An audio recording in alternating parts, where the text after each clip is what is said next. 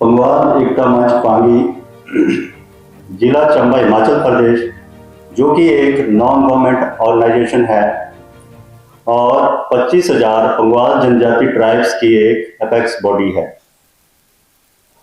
आप सभी पत्रकारगण, जो कि प्रिंट, इलेक्ट्रॉनिक्स और ओटीटी मीडिया से हमारी पत्रकार वार्ता, प्रेस कॉन्फ्रेंस को कवर करने यहाँ प्रेस क्लब ऑफ इंडिया के कॉन्फ्रेंस हॉल में उपस्थित हुए हैं। मैं त्रिलोक ठाकुर, चेयरमैन पंगवाल एकता मंच पांगी, आपका हार्दिक स्वागत करता हूं, अभिनंदन करता हूं। पंगवाल जनजाति का एक प्रतिनिधि मंडल हिमाचल प्रदेश के सबसे दुर्गम और हिमच्छादित क्षेत्र पांगी, जो कि एक जनजातीय क्षेत्र है, 3 दिनों की कठिन भौगोलिक यात्रा तकरीबन 1000 किलोमीटर लाहौल, कुल्लू, मनाली, मंडी, बिलासपुर, पंजाब, हरियाणा होते हुए 10 दिसंबर 2023 को देश की राजधानी दिल्ली आया है। पंगवाल जनजाति समुदाय, जो कि भारत के संविधान की 5वीं अनुसूची 5th शेड्यूल में एक इंडिपेंडेंट ट्राइब्स जनजाति है, जिसकी अपनी अलग संस्कृति, भाषा, बोली, भूगोल और इतिहास है। हमारा प्रतिनिधिमंडल पंगवाल जनजाति समुदाय की मुख्य मांग पांगी विधानसभा के क्षेत्र #1952-1966 की बहाली, restoration of Pangi assembly constituency #1952-66 को लेकर central government leadership, constitutional authorities जैसे कि मुख्य चुनाव आयुक्त, भारत निर्वाचन आयोग, राष्ट्रीय अनुसूचित जनजाति आयोग, राष्ट्रीय राजनीतिक दलों के नेताओं और सरकार के अधिकारियों से मिला और ज्ञापन दिया। अब मैं थोड़ा सा विस्तार से पंगवाल जनजातीय समुदाय की इस मुख्य मांग का विवरण बताना चाहता हूं। पांगी विधानसभा के क्षेत्र 1952-66, restoration of Pangi assembly constituency #1952-66।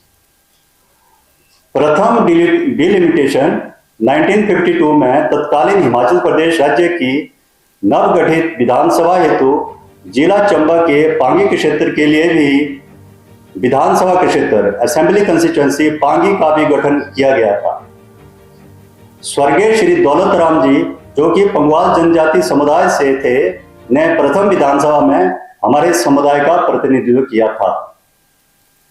वर्ष 1962 के डिलिमिटेशन में पांगी विधानसभा के क्षेत्र का अस्तित्व वर्ष 1966 में समाप्त कर दिया गया और पूरे पांगी के क्षेत्र को भरमौर विधानसभा के क्षेत्र का पार्ट बना दिया गया। 1962 के डिलिमिटेशन के बाद 1972 व 2002 के डिलिमिटेशन हुए। दुर्भाग्यवश पांगी विधानसभा के क्षेत्र #1952-66 को बहाल नहीं किया गया। वर्ष 1967 से आज 2023 तक पंगवाल जनजाति समुदाय को हिमाचल प्रदेश विधानसभा और सरकार में कोई भी राजनीतिक प्रतिनिधित्व नहीं दिया गया है।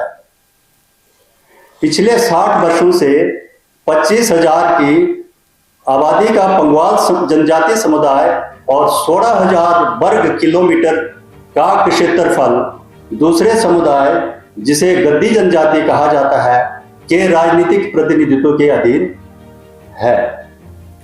हिमाचल प्रदेश में 4 प्रमुख जनजातियां और जनजातीय क्षेत्र हैं।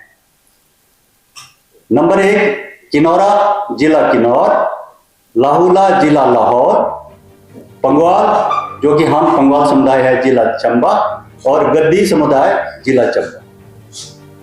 प्रत्येक समुदाय की अपनी अलग संस्कृति, भूगोल, इतिहास, बोली है तथा एक दूसरे के प्रभाव से स्वतंत्र हैं। तो फिर ये पंगवाल जनजाति के ऊपर गद्दी जनजाति का राजनीतिक प्रभुत्व क्यों? भौगोलिक दृष्टि से पांगी और भरमौर के क्षेत्र विपरीत दिशाओं में हैं। पांगी हिमाचल प्रदेश के उत्तर छोर और भरमौर दक्षिण छोर पर स्थित है और बीच में साच दर्रा, साच पास और विशाल पीर पंजाल पर्वतमाला के क्षेत्र आता है। पांगी से भरमौर की दूरी 300 किलोमीटर वाया साच पास चुरा चंबा से है और 1000 किलोमीटर वाया जम्मू कश्मीर मनाली से है। ये हिमाचल ही नहीं, हिंदुस्तान के पूरे हिंदुस्तान में पहला विधानसभा क्षेत्र है जिसको इतनी दूरी तय करके अपने विधानसभा के क्षेत्र में पहुंचना पड़ता है। पंगवाल जनजाति का एक स्वतंत्र जनजाति है जिसका अपना अलग इतिहास, क्षेत्र, संस्कृति, भाषा, बोली और पहचान है, जिसका गद्दी जनजाति से कोई मेल मिलाप नहीं है। पांगी घाटी चंबा राजा की रियासत काल में भी एक विशेष वजारत रहा जिसका इतिहास साक्षी है। देश के लोकप्रिय प्रधानमंत्री श्री नरेंद्र मोदी जी की दूरदर्शी सोच और गतिशील नेतृत्व के रहते अभी हाल ही में भारत की संसद ने एक ऐतिहासिक बिल नारी शक्ति बंधन अधिनियम 2023 वुमेन रिजर्वेशन बिल 2023 पारित किया, जिसके अंतर्गत सरकार का ये आधिकारिक बयान संसद में आया कि 2024 के चुनावों के तुरंत बाद भारत की जनगणना और उसके पश्चात डिलिमिटेशन प्रक्रिया आरंभ की जानी है। अब यह स्पष्ट है कि 2026 तक डिलिमिटेशन पर लगी रोक हटेगी और एक बार फिर विधानसभा के क्षेत्रों की समीक्षा होगी, जिसके लिए डिलिमिटेशन कमीशन बनेगा। किसने आपको कह दिया? ये हमने पार्लियामेंट में जब यूनियन होम मिनिस्टर जवाब दे रहे थे बहस का, जब बिल पास हो रहा था, तो ऑन द रिकॉर्ड ये पार्लियामेंट में स्टेटमेंट है सर। Yes sir.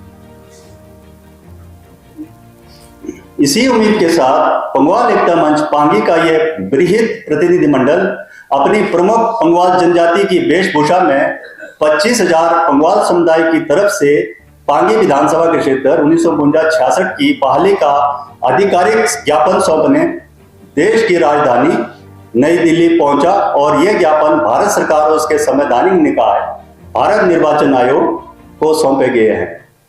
हम आशावादी हैं कि निकट भविष्य में हमें हमारा छीना गया संवैधानिक अधिकार अवश्य पुनः प्राप्त होगा। दूसरा मुद्दा हमारा, इसके अतिरिक्त दूसरा महत्वपूर्ण मुद्दा चैनी पास सुरंग निर्माण को लेकर है।